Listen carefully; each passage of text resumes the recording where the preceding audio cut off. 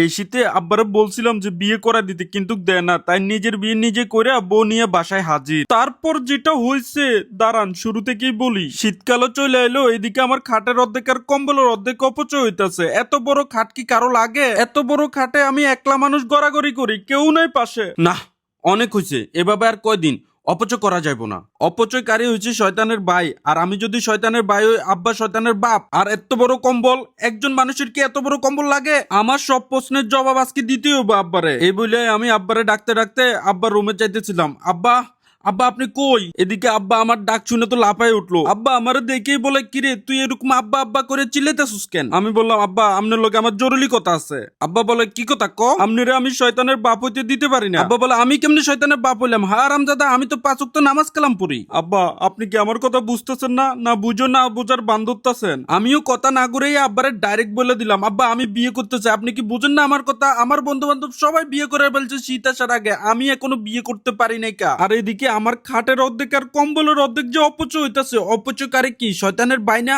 আমি যদি শয়তানের ভাই হই, আপনি শয়তানের বাপ। আমার কথা শুনে বলে, কি কইলি তুই? দাঁড়া, এই বলে পা থেকে জুতা খুলে শুরু করে দিল। কুল্লু তো কুল্লুই বলে, হারামজাদা তুই খাস আমার হোটেলে, আবার বিয়ে করার শখ জাগছে না তোর? আব্বার অবস্থা দেখে আমিও কোন রকম জানটা নিয়ে বাইচা ফিরলাম। আমার বোঝা হয়ে গেছে এভাবে হইব না। আব্বা আমার জীবনও বিয়ে দিব না, নিজের বিয়ে নিজেরই করা লাগবো। এই শীতে আমার এত বড় খাট আর এত বড় কম্বল, এটা আমি কেমনে অপচয় করুম? না, নিজের বিয়ে নিজেরই করা লাগবো। বিয়ে করে চলে আসুম, তারপর দেখি আব্বা আমার কি করে। তো যে কথা সেই কাজ, এখন আব্বারে ফলো করতে হবো। আব্বা যদি একটু ঘুমাইতে চলে যায়, তখন আমি বিয়ে করতে চলে যাবো। তো অনেকক্ষণ আব্বারে ফলো করার পর এরপর আব্বা বিকেল বেলা একটু ঘুমাই গেছিল। তো দেখি আব্বা ঘুমাই গেছে, তো তখনই আমি সানগ্লাসটা পরে পাঞ্জাবি পরে বিয়ে করতে চলে গেছি।